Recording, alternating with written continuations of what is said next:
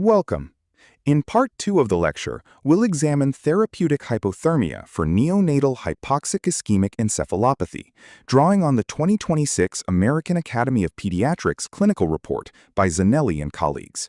And we'll move from the genuine areas of controversy, and finally, what it takes to run a cooling program well. Section 5. Controversial areas. Here, the evidence is thinner, practice is drifting, and shared decision-making matters most. These are the questions you'll actually argue about on rounds. Mild HIE is the fastest-growing gray zone. We know these infants aren't risk-free. About a quarter of mild HIE managed with usual care have abnormal outcomes at 2 years, and the prime cohort found meaningful rates of disability. But that does not mean cooling helps them. A meta-analysis of 117 cooled versus non-cooled infants with mild HIE found essentially identical adverse outcome rates, 19.6 versus 19.7%. Benefit has simply never been shown in a trial. Yet practice has crept upward dramatically. In one registry, the proportion of mild HIE cooled rose from 46 to 79% over 7 years. And cooling carries real costs: mother-infant separation, disrupted breastfeeding and bonding, transfer, and prolonged stay. 3 randomized trials, COMET, Cool Prime, and Time, are underway to settle this. For now, cooling mild HIE is not recommended outside a research study. The next gray zone is gestational age. Gestational age defines a clear gradient. At 36 weeks and above, cooling is established and recommended. Below 35 weeks, it is not recommended. The narrow band in between, 35 weeks 0 days to 35 and 6/7, is genuinely uncertain. The dedicated late preterm trial, enrolling infants from 33 to 35 and 6/7 weeks, found no benefit and signaled possible harm, a 74% probability of increased death or disability and an 87% probability of increased death. So for that 35 to 35 and 6/7 band, evidence is limited. Decide case by case, discuss risks and benefits frankly with the family, and document clearly. Below 35 weeks, the answer is simply no. The third controversy is about the clock. What about infants who present after the 6-hour window? A Bayesian randomized trial studied initiation between 6 and 24 hours, cooling for 96 hours. The result was a 76% probability of some reduction in death or disability, with an adjusted relative risk of 0.86, but a wide credible interval and, importantly, a small effect. The consultant's reading: the benefit is small and uncertain. This absolutely does not change the priority of early identification and prompt cooling.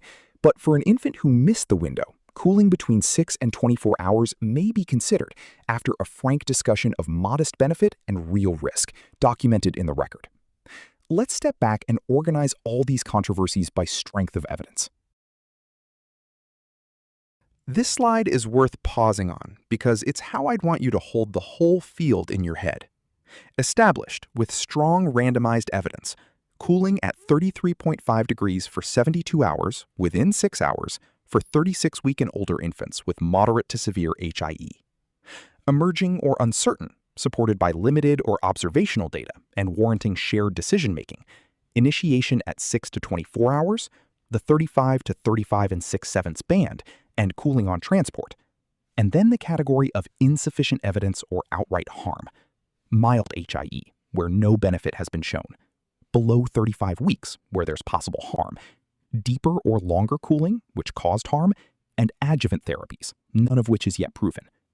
Keeping these tiers distinct is what separates evidence-based practice from therapeutic creep. Let's restate them as formal recommendations. Here are the current recommendations, distilled with their strength. Recommended, full stop. Cooling at 33.5 for 72 hours within 6 hours for eligible term infants. Avoiding hyperthermia in every infant with possible HIE, and maintaining center capability, a written protocol, and outcome monitoring. Shared decision-making, reflecting limited evidence, the 35 to 35 and 6/7 band, and initiation at 6 to 24 hours. Not recommended, cooling below 35 weeks. And research only, mild HIE and adjuvant neuroprotective therapies.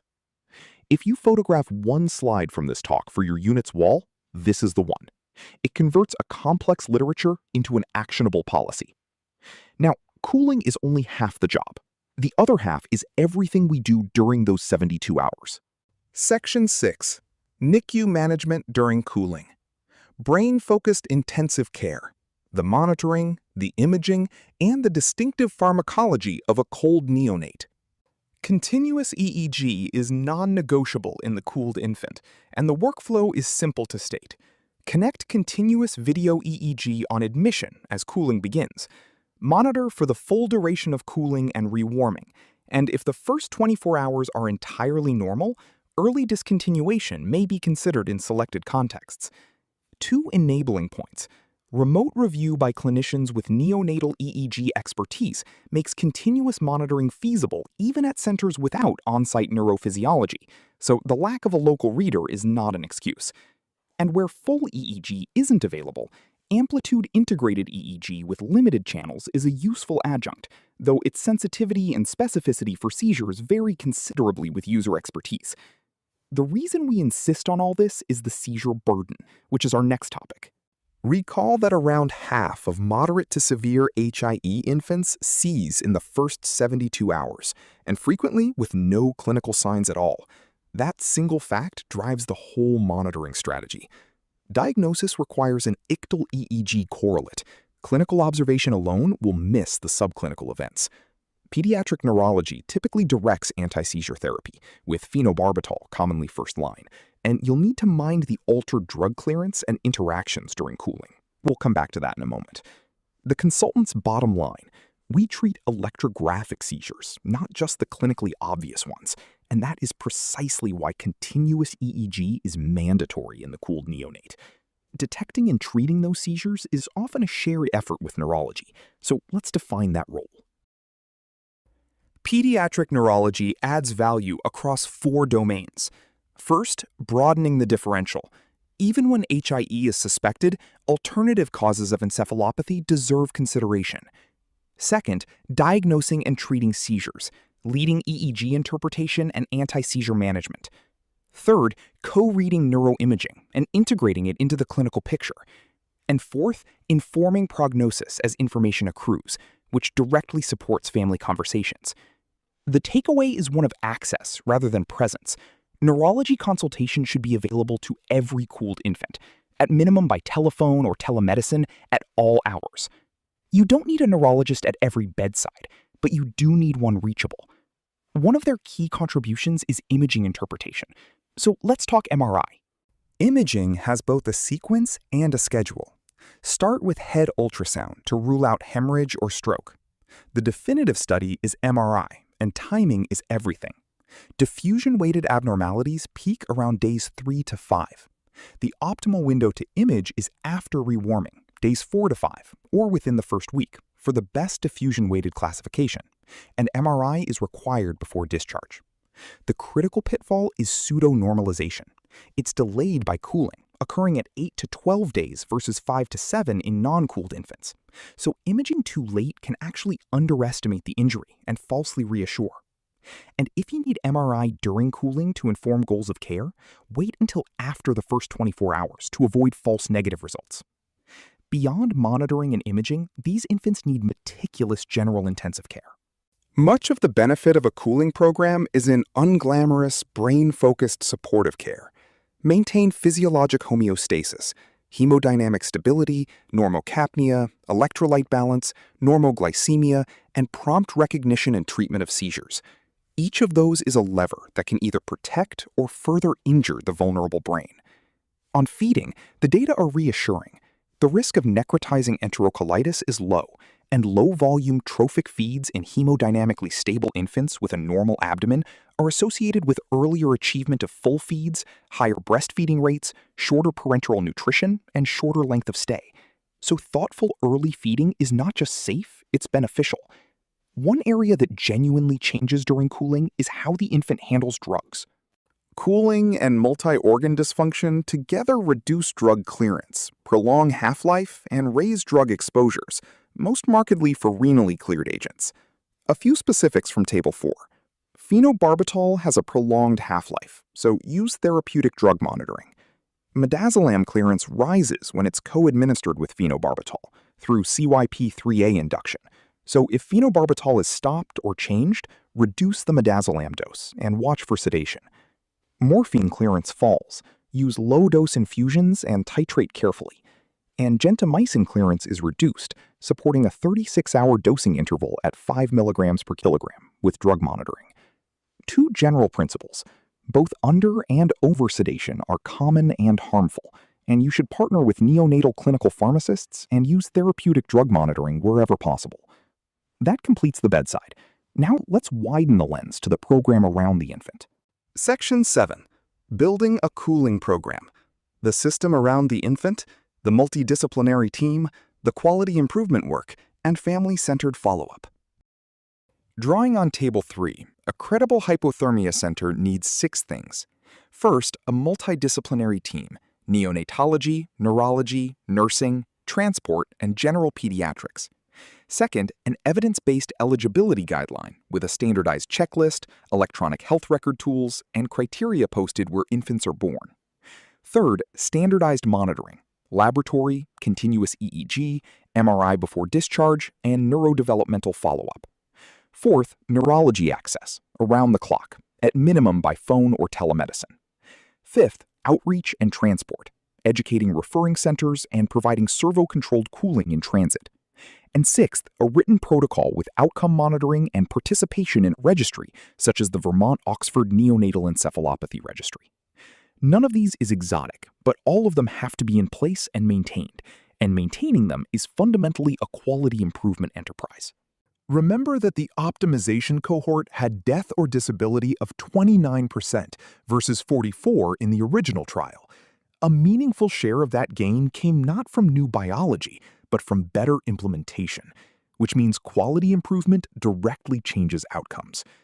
The high-yield levers are concrete: shorten time to cooling and reliably capture cord gases, standardize severity assessment with trained examiners, prevent hyperthermia and benchmark your results against registries, and sustain education and re-education of your referring providers. The encouraging message for any program is that you can improve your own outcomes by tightening your own outcomes, independent of any new therapy. And the people at the center of all this work are the family, whose experience we must design for deliberately. Family-centered care spans the admission and well beyond it. During cooling, holding the infant with the cooling blankets is safe, and trophic feeds are appropriate in selected infants. Communicate in lay language, provide written material, and actually name the diagnosis of HIE. Repeat and share information with all caregivers, not just one.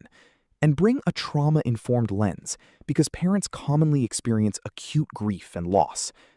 After discharge, enroll every infant in neurodevelopmental follow-up, with intensity guided by HIE severity, the MRI, feeding difficulties, and medication needs, and refer to early intervention and developmental pediatrics. Families consistently value clear expectations and a concrete follow-up plan amid an uncertain prognosis. With the full program in view, let's distill everything into what you carry home. Section 8. Take-home messages. What to carry back to your bedside and to your referring network. 6 recommendations capture the report. 1. Cool to 33.5 degrees for 72 hours within 6 hours for 36-week and older infants with moderate to severe HIE, a safe, effective neural rescue strategy. 2. Apply the trial inclusion criteria. A sentinel event is not required, and you should advocate for cord gases in every depressed neonate. 3. The 35 to 35 and 6-7 span and 6 to 24-hour initiation are shared decisions. Below 35 weeks is not recommended. 4. Mild HIE and adjuvant therapies belong in research settings only. 5. Avoid hyperthermia in every infant with possible HIE, even when you're not cooling. And 6. Cooling centers need comprehensive capability, a written protocol, around-the-clock neurology access, and longitudinal follow-up. Let me leave you with the practical bedside version of these. 6 pearls for the bedside. 1. When you suspect HIE, turn off the warmer now. Passive cooling buys time. 2. Draw cord gases on every depressed neonate. 3.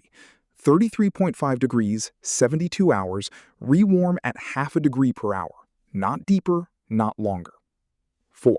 Use continuous EEG because half of these infants will seize, often silently. 5. Never let them get hot and get the MRI after rewarming, before discharge. And 6. Call the cooling center for borderline cases too, and enroll every infant in follow-up. If your whole team internalizes these 6 habits, you've captured most of the clinical value of this report. Let me close with the single idea that ties it all together. Here's the through line of everything we've covered. Therapeutic hypothermia is time-critical neuroprotection. Recognize it early, cool to protocol. 33.5 degrees, 72 hours, within 6 hours for 36-week and older infants with moderate to severe disease. And build the system around the infant with monitoring, imaging, and follow-up. It remains the only proven neuroprotective therapy we have for HIE, and its benefit is real and durable. But a large residual burden and several genuine areas of uncertainty remind us there is still work to do. Thank you for your attention. This lecture was based on the 2026 AAP clinical report by Zanelli and colleagues, and I hope it sharpens both your bedside practice and the program you build around it. I'm Dr. Adnan Hadid. Thank you.